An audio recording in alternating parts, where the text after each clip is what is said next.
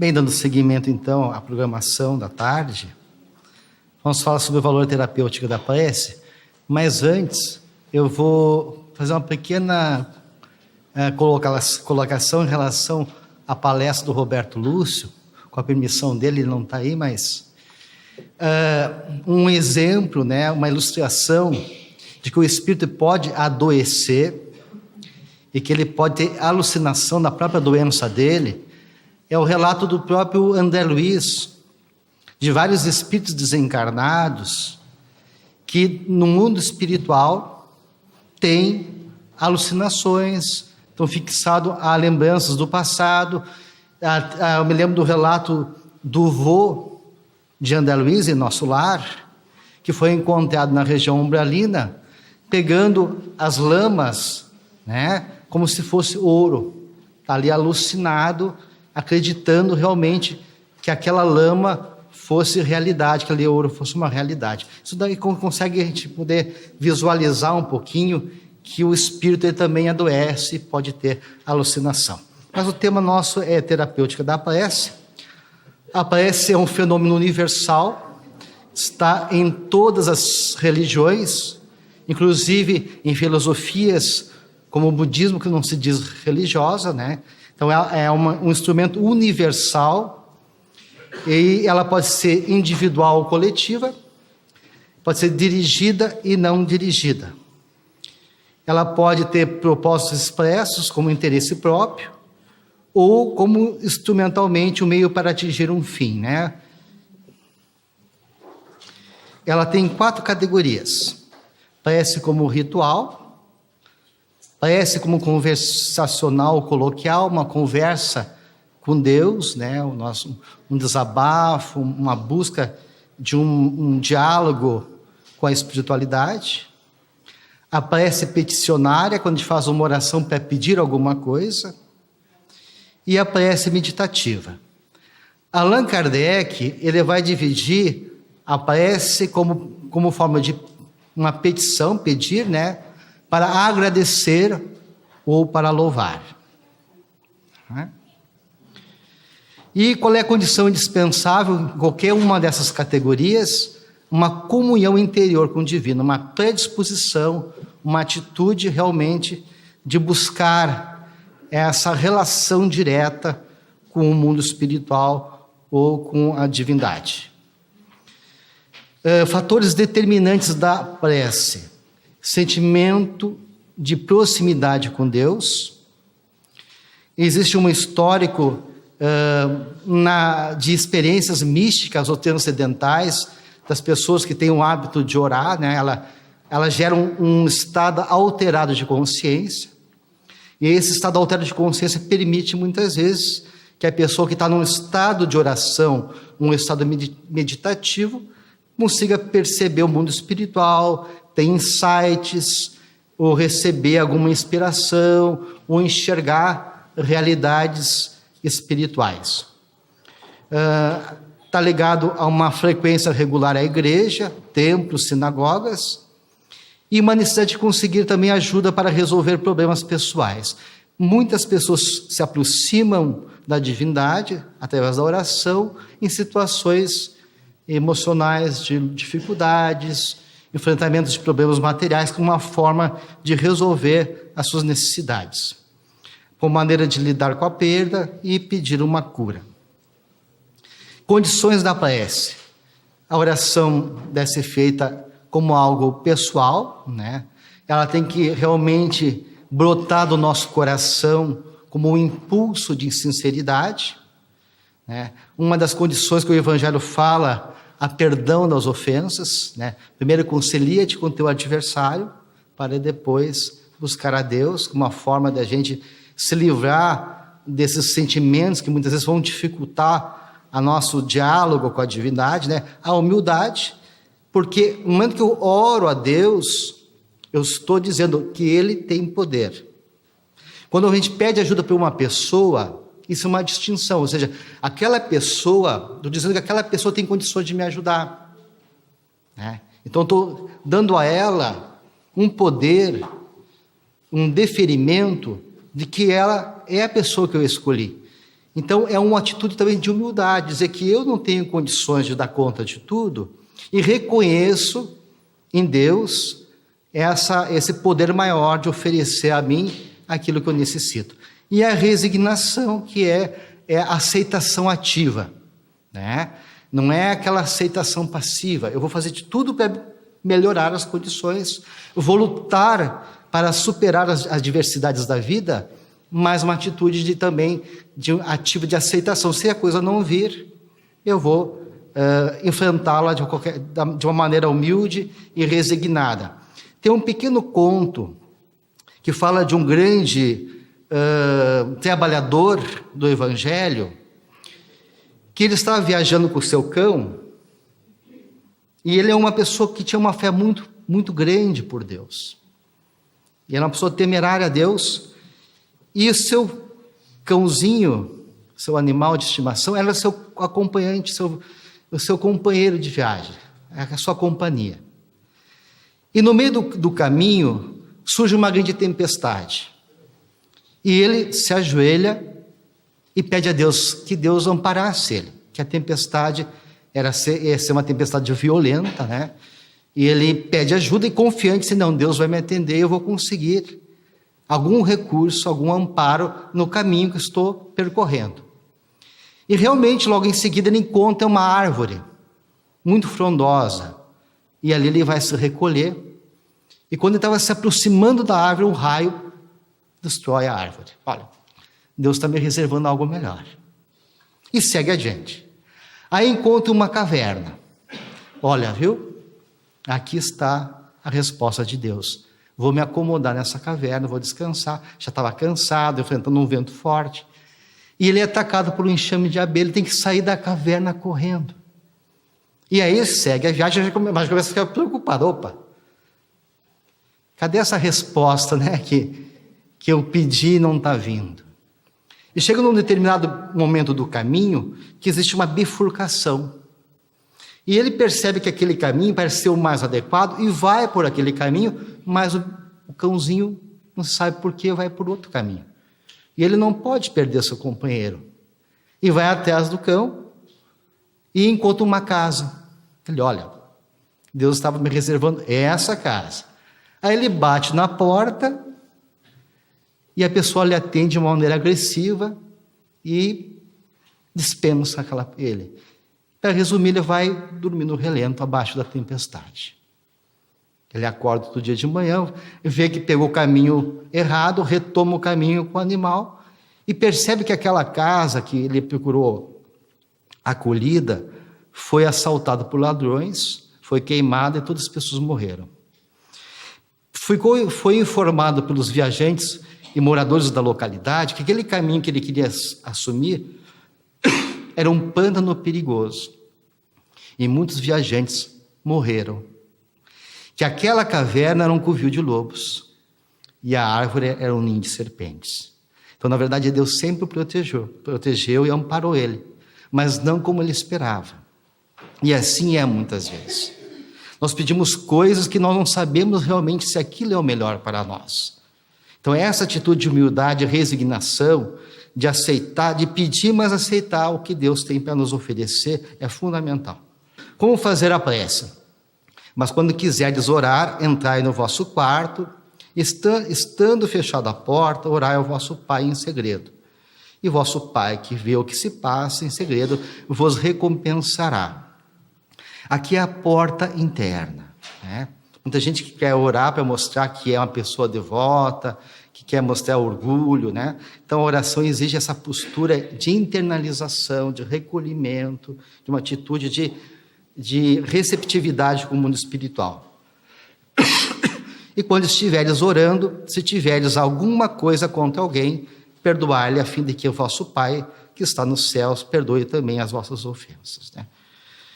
A ação da prece, a Sônia já falou, o fluido cósmico universal, o nosso pensamento ele se move no fluido cósmico universal.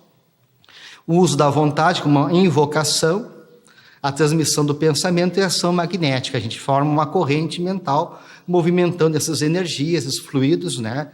À distância, através da oração em favor de alguém ou em favor de nós mesmos. André Luiz considera que o pensamento é padrão vibratório também, que caracteriza por oscilações. Então ele chama o que a Sônia já falou aqui de matéria mental. O pensamento é um tipo de matéria. Então, quando nós oramos, nós estamos movimentando ondas mentais que têm uma ação de oscilação de frequência. André Luiz vai dizer que os átomos mentais também são constituídos de cargas positivas e negativas. E André Luiz chama de núcleos, pósitrons, elétrons e fótons mentais, em vista de falta de terminologia adequada. Ainda segundo André Luiz, a matéria mental é um instrumento sutil da vontade. E a aura das criaturas corresponde às correntes atômicas sutis do pensamento, que possuem frequência e cor peculiares. Quando então eu penso, esse pensamento meu usual do dia a dia gera uma corrente mental eletromagnética, e essa corrente mental gera um campo, e esse campo nós chamamos de aura, que é a energia que circunda todos nós. É a nossa atmosfera psíquica. Aonde eu vou, essa atmosfera me acompanha. Eu posso ter uma atmosfera de paz, de harmonia, fruto dos meus pensamentos elevados, ou eu posso carregar um campo áurico de energia, de desarmonia, de doença, né? O André Luiz vai falar que as ondas mentais do pensamento se dividem em longas, médias e curtas. As ondas longas são os nossos pensamentos usuais do dia a dia. As ondas médias são pensamentos menos comuns, que exigem atenção, esforço, né, uma atitude reflexiva ou como uma atitude de oração. Quando estão concentrados aqui, ouvindo uma exposição, sair de uma onda longa para uma onda média. E onda curta, que é uma onda de alta frequência, só nos momentos de dores indivisíveis ou uma concentração muito elaborada ou súplicas aflitivas. E André Luiz vai dizer que altíssimas frequências só seres angelicais têm, que diz que ele não consegue entender o pensamento dos anjos ainda, que só os anjos conhecem essa forma de pensar, né? O mecanismo da ação da prece é conexão quântica no local. Né? A prece ela tem esse poder de mais rápido que a velocidade da luz, né? Chegar onde precisa chegar. As pessoas têm uma percepção também não local e a distâncias. Eventos ciclônicos, né? Chamado princípios conectivos não casual. E as pessoas sentirem a presença, de terem sincronicidade durante processos de orações, e a intencionalidade, que é a ação da vontade, o impulso do pensamento para o objetivo da oração. Na cura à distância, a intenção consciente está envolvida para estabelecer e manter correlação entre sujeitos, a pessoa que reza e a pessoa a quem é dirigida a oração. Então, a oração tem um endereço. Quando eu oro para alguém, eu estou emitindo essa partícula mental, e essa partícula mental carrega o sentimento que eu emito. O sentimento ele dá a qualidade dessa carga mental. Eu posso emitir um pensamento de ódio, de raiva, então ela carrega uma ação cáustica, uma ação destrutiva, de doença, ou através da oração eu emito aquela onda mental carregando aquela energia, aquela carga emocional de paz, aquela balsamizante, curadora, tonificante, que vai alcançar a pessoa e gerar um estado de bem-estar à pessoa que recebe a minha onda mental, né? André Luiz vai, através do livro No Mundo Maior, em que o instrutor espiritual Calderaro, ele vai dividir os 3 andares da mente, né? Consciente, consciente e superconsciente.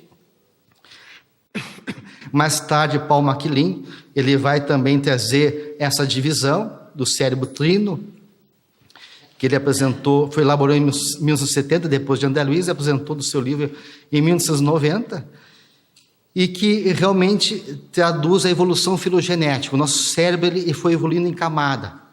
A camada mais primitiva, que é o cérebro reptiliano, que é o cérebro dos répteis, depois vem o cérebro emocional, e depois o neocórtex, que é a parte mais elaborada do nosso cérebro, ligada à razão, à inteligência, sendo o lobo frontal a parte mais importante. Aqui André Luiz vai dizer, o Calderaro, na obra de André Luiz, que mora as metas ideais superiores. No córtex motor, a vontade. e lá no inconsciente os impulsos, no gânglios da base, os impulsos instintos do passado. Quando eu oro, quando eu aumento a minha onda mental para uma frequência mais alta, me dirigindo a Deus, eu vou ativar o superconsciente, onde está essas metas e ideias superiores. Então a oração, ela ativa dentro de mim, dentro de nós, os elementos mais profundos, mais nobres do ser humano. O impulso de crescimento, de evolução, que está ali no superconsciente, que representa o futuro, o processo evolutivo nosso. André Luiz vai dizer que só ocupamos 10% da possibilidade do lobo frontal, que dormita ali uma série de potencialidades do homem do futuro, como telepatia e outras possibilidades mais, né? Então, a oração, ela tem um poder, como já falamos aqui com a meditação, de regenerar as células físicas, né? E de ativar as ideias iluminativas, os nossos fatores morais.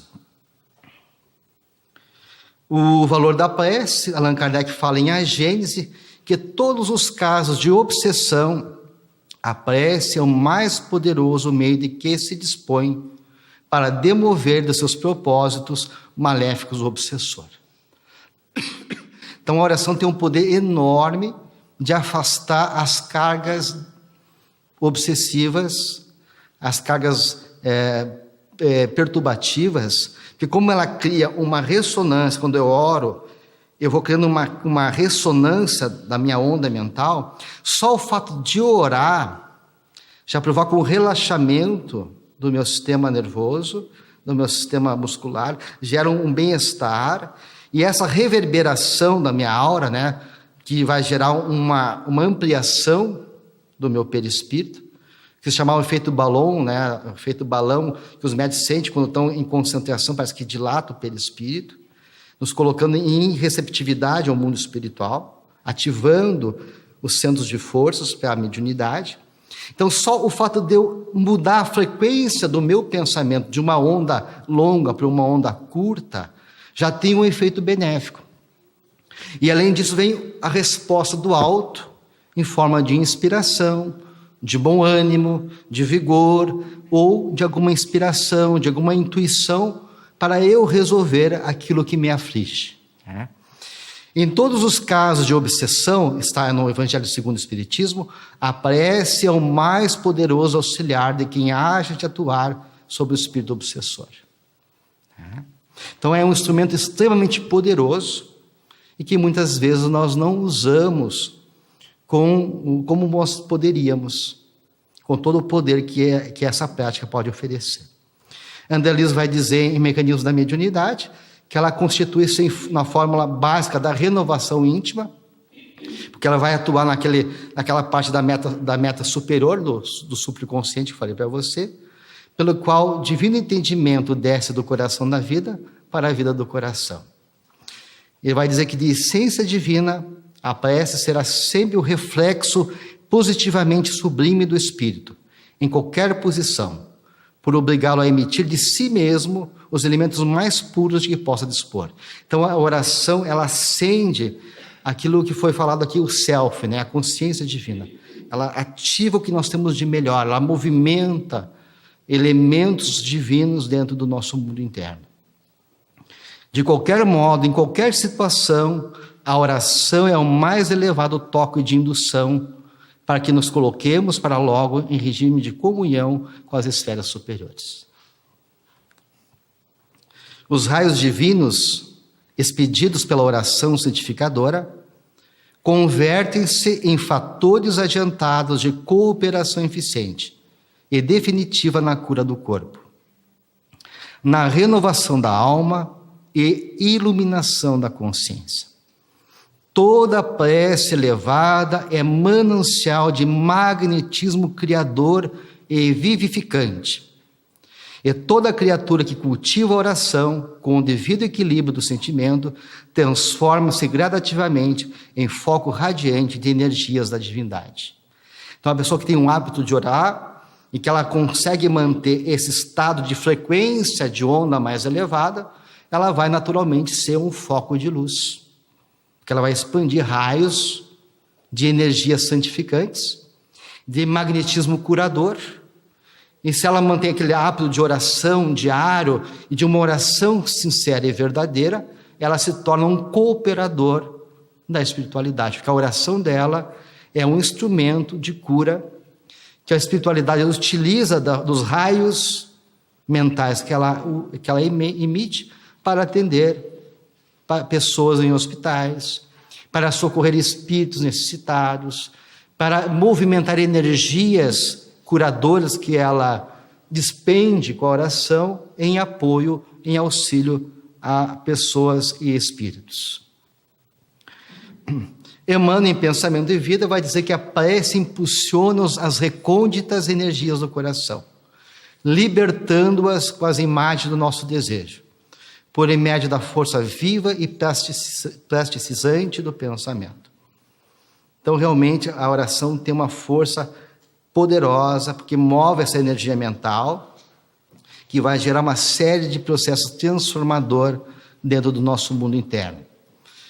E continua Emmanuel: pelo divino circuito da prece, a criatura pede o amparo do Criador. E o Criador responde à criatura pelo princípio inelutável da reflexão espiritual, estendendo-lhe os braços eternos, a fim de que ela se erga dos vales da vida fragmentária para os cimos da vida vitoriosa. Então, realmente, a oração nos possibilita renovar as nossas energias, renovar o bom ânimo, nos dá coragem, nos dá vigor espiritual e também vigor físico. Então, a prece, às vezes, a gente está abatido, estamos um pouquinho depressivo, e basta nós elevarmos o pensamento, já há toda essa movimentação do nosso campo mental, e isso vai gerando, então, essa mudança desse estado íntimo, renovador, transformador, que nos tira de um estado perturbativo para um estado de melhoria, de reconforto, de fortalecimento. Os pensamentos, que são a energia da mente, influenciam diretamente a maneira como o cérebro físico controla a fisiologia do corpo. A energia do pensamento pode ativar ou inibir as proteínas de funcionamento das células. É aquilo que já colocamos na primeira exposição. O que serve para a meditação serve também para a oração. A oração movimenta os neuropeptídeos, os neurotransmissores, altera o funcionamento dos órgãos, gera uma série de alterações bioquímicas que vai favorecer a nossa cura. Elas modulam a imunidade, seja por condicionamento psicológico, elas atuam na nossa personalidade, ela nos ajuda a nós lidarmos melhor com as situações da vida e melhora a resposta emocionais ao estresse. A pessoa que ora, ela tem maior capacidade, mais resiliência, mais capacidade de enfrentar as dificuldades da vida. A influência da prece e da devoção religiosa entre adultos e idosos. Isso é uma pesquisa que foi feita pelo Harold Koenig. Ele conclui que a pessoa que ora tem mais disposição de ânimo, mais satisfação com a vida, menos ansiedade, menos solidão, mais bem-estar emocional e maior capacidade de lidar com a tensão. Uma outra pesquisa que mostra que a oração, movendo emoções positivas, vai atuar sobre os neurotransmissores, sobre o sistema hormonal, o sistema imunológico e sistemas do neuropeptídeos, que são também moléculas que levam informações emocionais, favorecendo a saúde. Mecanismo naturais da prece. A prece, então, gera mudanças de pensamentos. O pensamento muda nosso comportamento. Nosso comportamento transforma nossas relações sociais, que está relacionado com as nossas crenças, e também atua sobre as nossas emoções num processo contínuo de processo transformador. Por isso que André Luiz vai dizer que a oração é um indutor da nossa transformação íntima, porque nos move de pensamentos negativos, estimula a mudança de atitude E aqui são uma relação de pesquisas, porque assim, ó, a oração, para quem faz, é fácil de entender que faz benefício, mas a oração à distância, essa aqui só pesquisa para oração à distância, né? Aí depende de uma série de fatores, a Sônia já colocou aqui, o merecimento, a receptividade. Muitas vezes a oração, a doença é o instrumento da cura, né? Então a pessoa tem que passar por aquele processo. E eu trouxe aqui alguns artigos, mas algumas têm algumas metodologias um pouquinho falhas, a qualidade não é muito boa. E eu separei 3 artigos que eu achei que interessante de oração à distância, né? Um de 88, que foi um clássico, né? Um artigo em pacientes da unidade coronariana, no Hospital Geral de São Francisco. Um grupo recebeu oração e outro grupo não recebeu oração, era o grupo controle.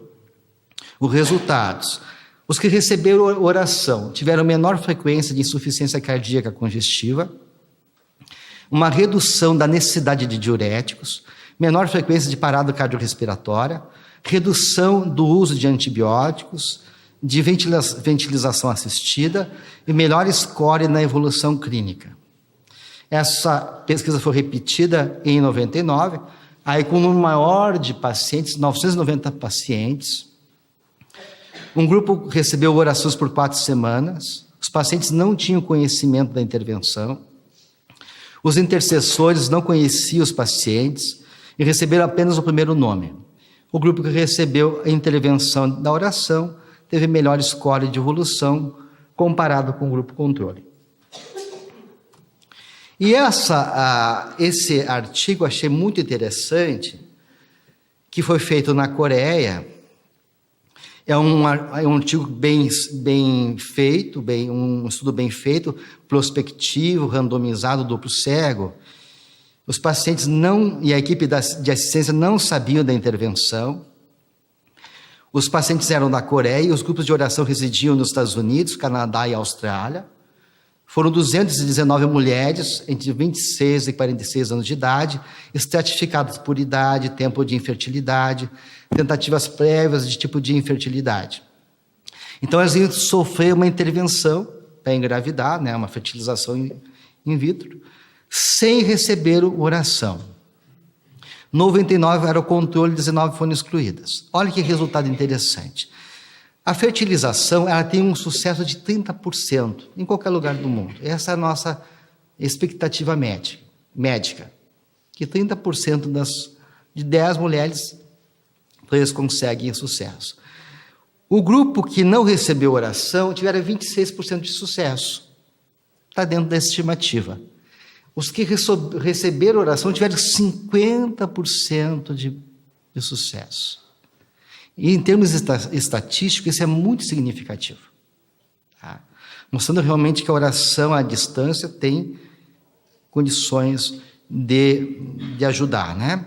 E essa pesquisa é uma pesquisa feita no Laboratório de Imunologia da Faculdade de Medicina da UNB, uma universidade do Brasil, lá de Brasília.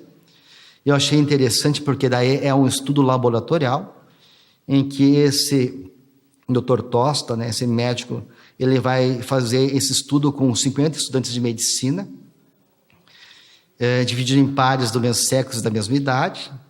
E esses estudantes recebiam por um tempo, né, uma oração e foram sendo tirado sangue deles para análise do sistema imunológico.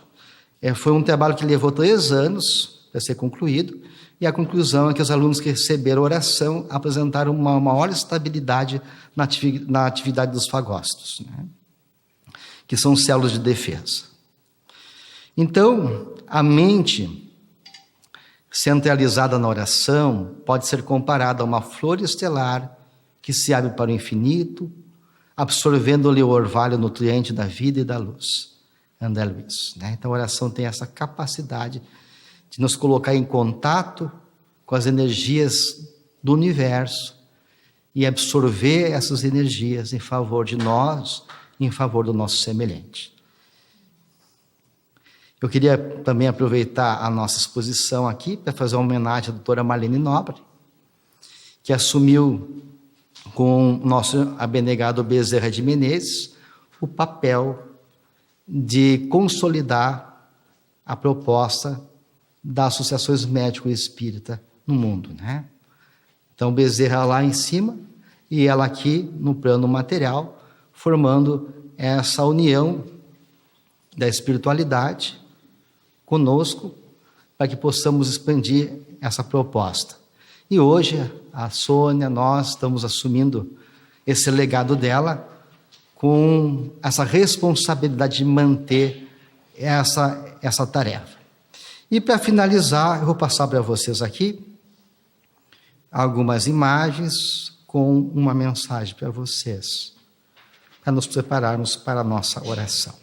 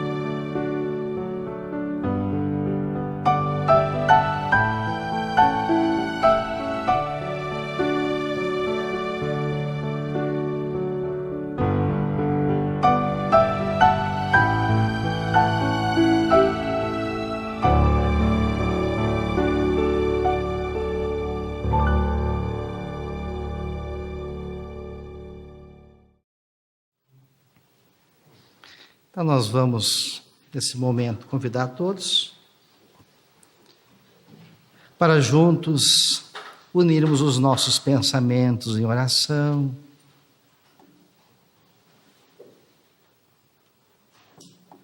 nos colocando numa posição receptiva,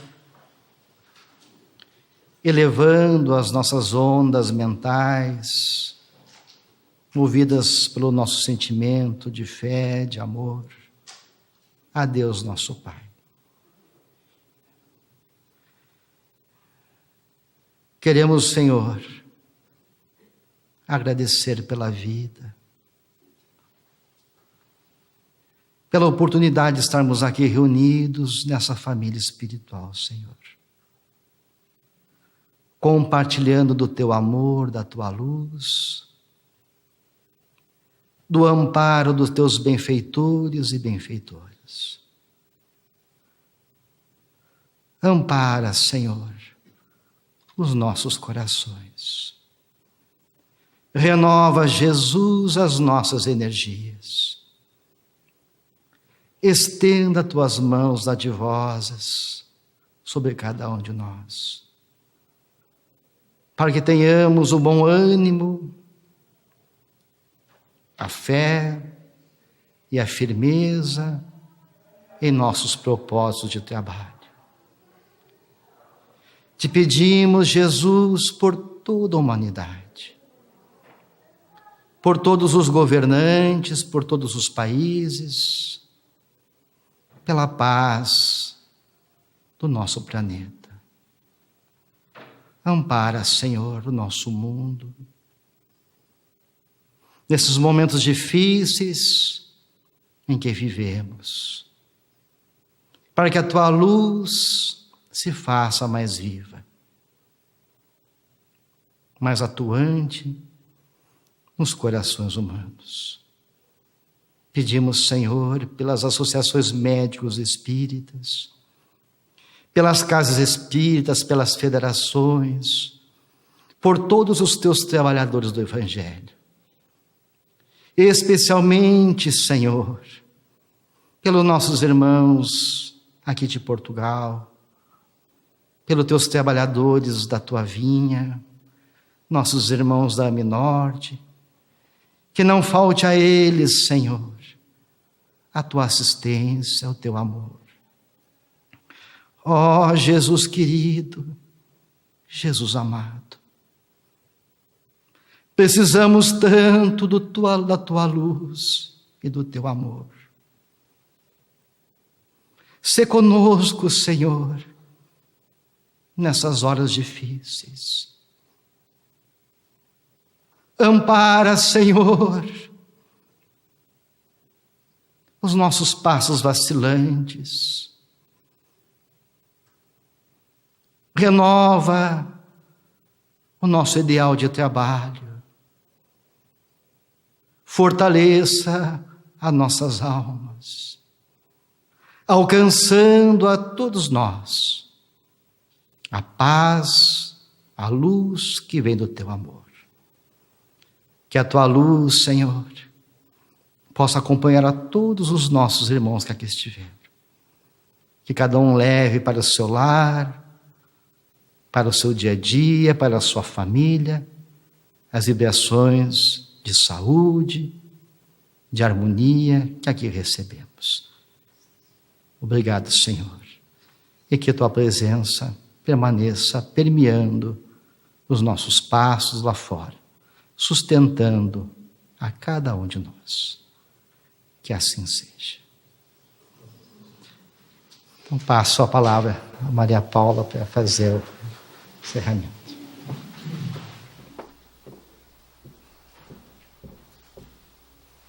Cabe-nos dizer boa noite a todos, encerrarmos estas jornadas, este seminário, dizer que tudo faremos para prosseguir, que para o ano, com certeza, que Jesus nos dará a oportunidade de novo reencontro para prosseguirmos com estes estudos e com estes ensinamentos. Que eles possam realmente frutificar no dia a dia de cada um de nós, auxiliando assim este nosso planeta nesta fase difícil que vive de transição para um planeta da regeneração. A todos mais uma vez, muito obrigado. Obrigado a todos os presentes nos 2 planos da vida.